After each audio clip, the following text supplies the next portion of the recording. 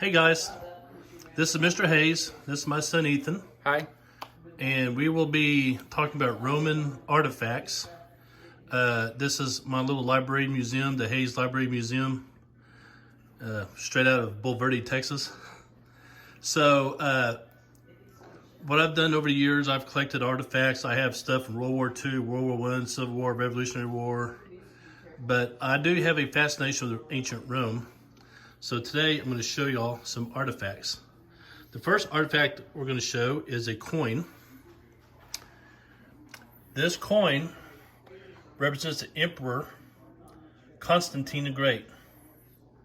Constantine was the Roman emperor who legalized the Christian religion throughout the Roman Empire.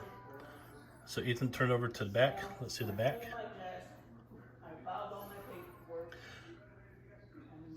Now this coin was actually minted before he became a Christian. He legalized it and then he made it the official religion. But on the obverse we see, I believe that's Jupiter, the Roman god, also known as Saturn. I'm sorry, Zeus. I'm sorry. In Greek he would be Zeus, and then in the Roman Latin he would be Jupiter. Okay, next one. What, the label? No. The next coin is the Roman Emperor Diocletian. Diocletian was the emperor who tried to carry lots of reforms. He tried to make the administration of the Roman Empire much easier. Keep in mind the Roman Empire was vast, and so he instituted a lot of civil service reforms to make things like collecting taxes easier. And Diocletian was one of the last emperors to have a widespread persecution of the Christian church. So flip it over. And there is the reverse. I don't know what that is on the back. Looks like two people exchanging handshakes. So when he was emperor, peace was the main goal of the Roman Empire. Okay. Next one.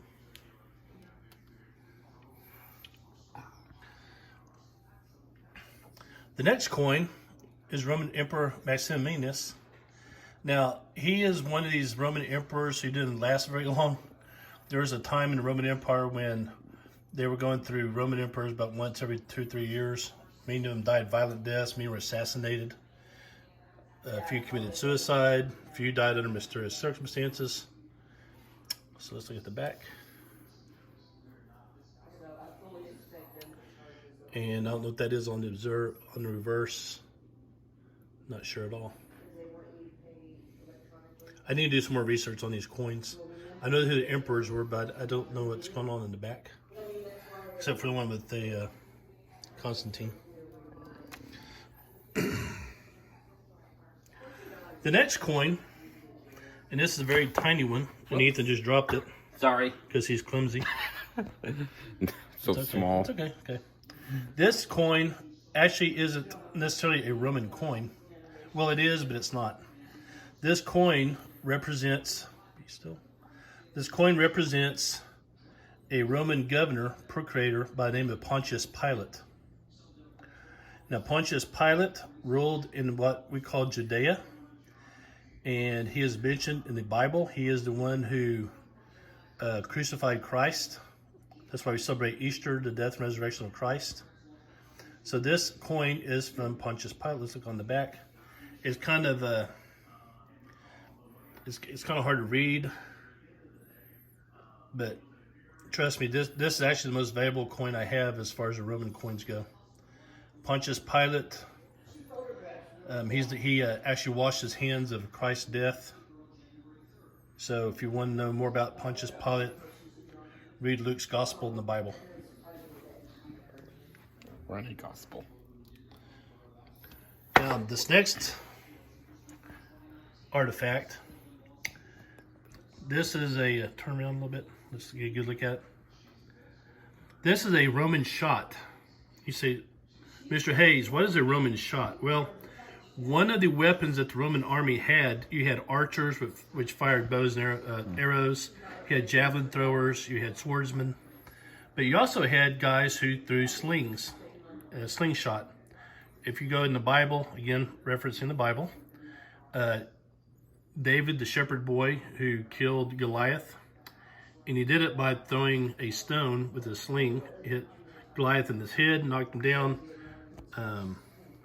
David grabbed his sword, cut his head off. Well, the Romans, early Rome, they used, they'd go gather rocks for their slings. But by the time of the Roman Civil War, and I'm talking about Julius Caesar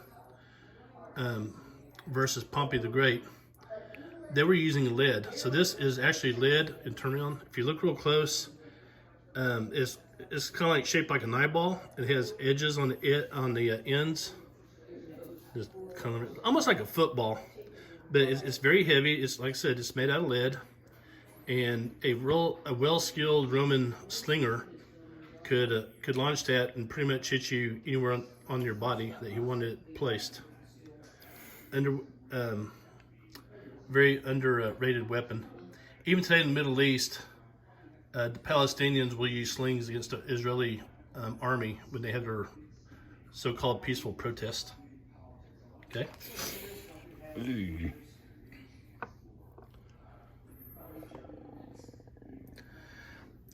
The next Roman artifact is a some Roman glass. Not sure what it was used for, but this is hand-blown glass. It comes from the 1st century AD, which means it was created within 100 years after the birth of Christ. That's where we get AD and BC from. So this is a Roman glass. Go ahead and let's look inside. Like I said, I don't know what was in there. It could have been medicine. It could have been oil. Who knows? Perfume? Perfume, yeah. But the Romans did have a lot of glass, so... Okay, let's look at the bottom of it. Kind of turn around. I still got the price tag on. How much did I pay for that? About $100. $100, okay. So, take that price tag off. And you can see it says Roman. Yeah. All right. All right, so that's it for my artifacts. Hopefully, if you have any questions, you can always email me at dhayes@swisd.net. Y'all have a great day. Take care, and God bless.